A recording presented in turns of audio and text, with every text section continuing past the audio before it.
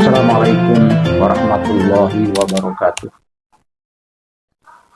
Alhamdulillahilladzi ja'ala syahra ramadhana sayyidash syuhur wa anzala fihi al-Qur'ana kama anzala fihi at-Taurata wal Injila waz Zabur.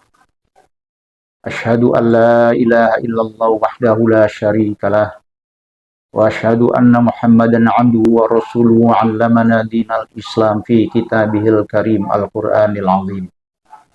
Allahumma shalli wa sallim ala sayyidina Muhammadi wa ala alihi wa ashabihi ajma'in. Salatan wa salaman daimaini mutalazimaini ila yaumil qiyamah. Amma ba'du. Kaum muslimin dan muslimat yang dirahmati oleh Allah Subhanahu wa taala. Di zaman modern ini banyak para ahli, banyak para sarjana yang menganalisa tentang kebenaran agama-agama. Kita sebagai umat Islam tidak perlu khawatir. Agama kita dianalisa, diteliti oleh para ahli itu. Agama kita adalah agama yang mengatur seluruh aspek kehidupan manusia. Bukan hanya akidah, bukan hanya syariat, bukan hanya akhlak, bahkan muamalah pun diajarkan di dalam ajaran agama kita. Seperti umpamanya politik dalam Islam, sains dan sains, munakahat, faraid, budaya di dalam Islam, itu semuanya diajarkan di dalam ajaran Islam sesuai dengan dasar kita, yaitu Al-Quran dan As-Sunnah. Kaum muslimin dan muslimat, agama Islam semakin dianalisa maka semakin nampak kebenarannya, semakin nampak bahwa Islam betul-betul agama wahyu, agama yang sangat menghargai ilmu pengetahuan.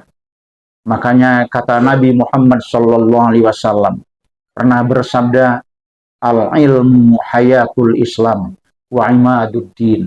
Ilmu itu adalah jiwanya Islam dan tonggak agama. Salah satu yang dianalisa oleh para ahli yaitu masalah ajaran puasa. Kenapa para ahli menganalisa ajaran puasa?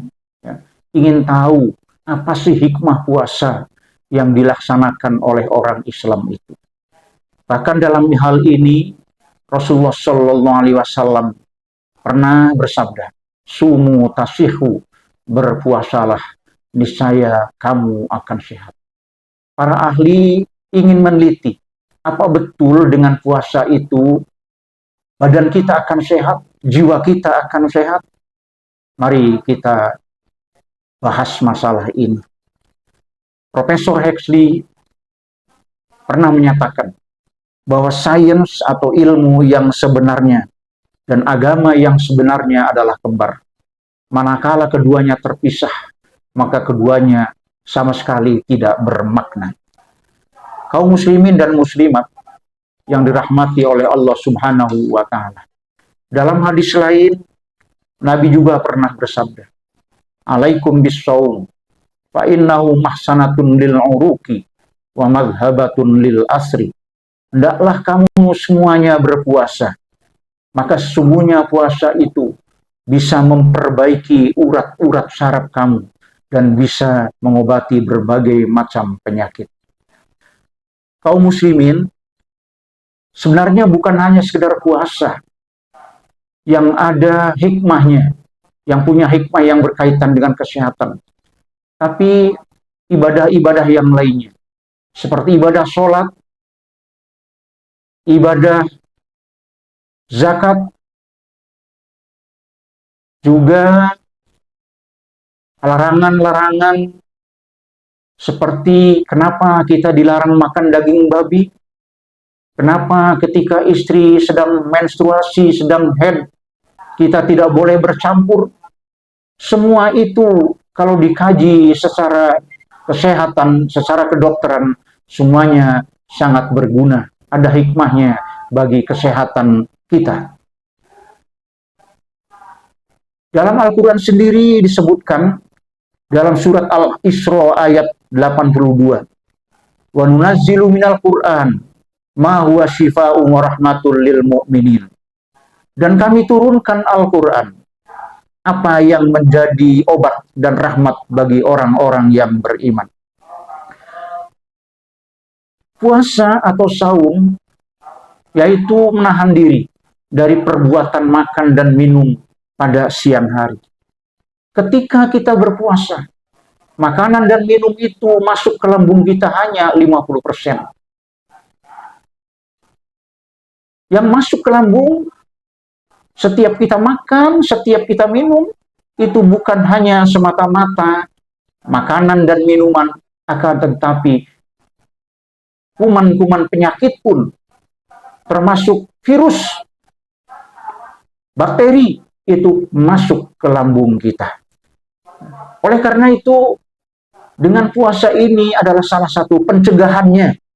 Jangan sampai kita makan dan minum itu berlebihan. Karena kalau kita makan minum itu berlebihan, maka lambung kita ini sangat keras kerjanya untuk mencernakan makanan yang berada di dalamnya. Makanya kata Allah Subhanahu wa taala dalam surat Al-A'raf ayat 31, wa kulu wasrobu wala tusrifu. Makan dan minumlah, tapi jangan berlebihan. Sebenarnya mengatur lambung ini jangan hanya ketika kita berpuasa. Di luar puasa pun, ayo kita atur lambung kita. Sebagaimana Nabi mengatur lambungnya, fasulusun li ta'amihi, wasulusun li syarabihi, wasulusun li nafasihi. Sepertiga lambungnya berisi bahan makanan, sepertiganya lagi berisi minuman, dan sepertiganya lagi untuk bernafas. Bahkan Nabi Muhammad SAW pernah bersabda, Nahnu qaumun, la na'kulu hatta naju'a, wa idza akalna la nasbah. Kami adalah golongan yang tidak makan kalau tidak lapar, dan kalaupun makan tidak sampai kenyang betul. Pernah TV swasta melakukan penelitian pada orang-orang Jepang. Di sana, di Jepang ini banyak orang-orang yang usianya lebih dari 100 tahun, tapi segar bugar. Ada yang 125 tahun, 130 tahun, 135 tahun. Banyak sekali orang-orang Jepang yang usianya di atas 100 tahun. Wartawan kita dari TV swasta itu pernah menanyakan, apa sih rahasianya umur 100 lebih kok bisa segar bugar, umurnya panjang? Mereka rata-rata menjawab bahwa kami kalau makan tidak sampai kenyang betul. Tingkat kekenyangannya tidak sampai 100%, tapi hanya sekitar 70 atau 75%. Kaum muslim dan muslimat yang dirahmati oleh Allah Subhanahu wa taala. Nabi pernah bersabda, perut adalah tempat penyakit dan penjagaannya adalah pangkal kesehatan. Dan ini diakui oleh kaidah kedokteran bahwa preventif atau penjagaan penyakit ini lebih baik dibanding dengan kuratif atau mengobatinya.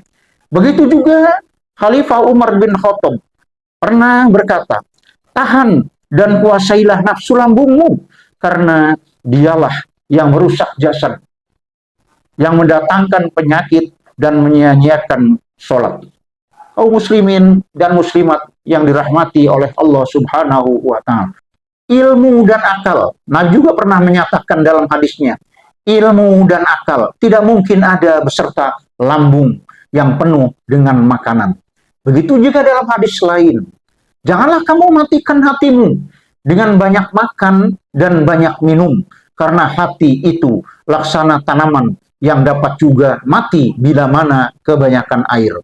Begitu juga Nabi pernah bersabda, janganlah kamu kenyang dengan makanan, kemudian makan lagi, karena asal tiap-tiap penyakit ialah makan yang terlalu kenyang. Kaum muslimin dan muslimat, kalau kita berpuasa, maka lambung tidak bekerja keras untuk mencerna makanan dan minuman. Darah tidak difokuskan ke lambung, tapi darah ini dialirkan ke seluruh organ tubuh kita, yaitu ke hati, ke jantung, ke ginjal, dan juga ke yang lainnya, termasuk otak. Makanya orang yang biasa melaksanakan ibadah puasa, apakah puasa Ramadan, ataukah puasa sunnah Senin Kamis, atau puasa di pertengahan bulan, maka mereka itu banyak yang hidupnya sehat, organ-organ tubuhnya sehat, bahkan akal pikirannya, otaknya juga cerdas-cerdas. Orang-orang jenius, banyak orang-orang yang mengatur lambungnya.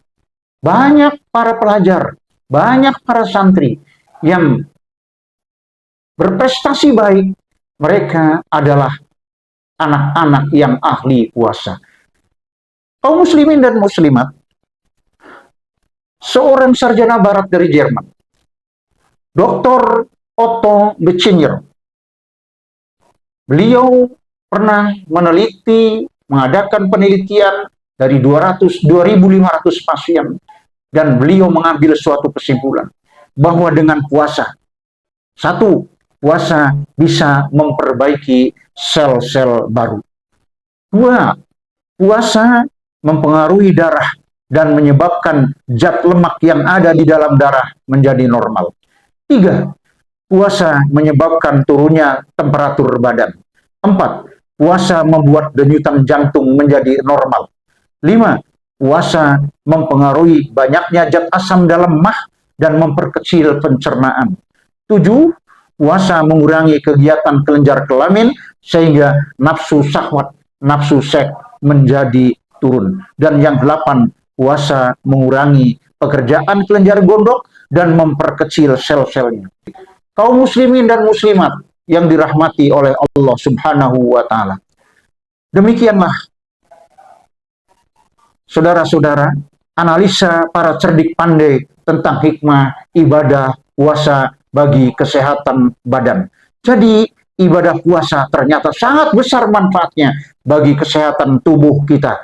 Kaum muslimin dan muslimat, sekarang ini banyak balai-balai pengobatan, banyak rumah sakit yang menganjurkan kepada pasiennya untuk menyembuhkan penyakitnya itu, yaitu dengan cara berpuasa. Sekian kaum muslimin dan muslimat, mudah-mudahan ceramah saya ini ada manfaatnya bagi kita semua, dan mudah-mudahan kita ini termasuk orang-orang yang gemar melaksanakan ibadah puasa, baik puasa Ramadan maupun puasa sunnah. Sekian, wallahul muwafiq ila aqwamit thoriq. Wassalamualaikum warahmatullahi wabarakatuh.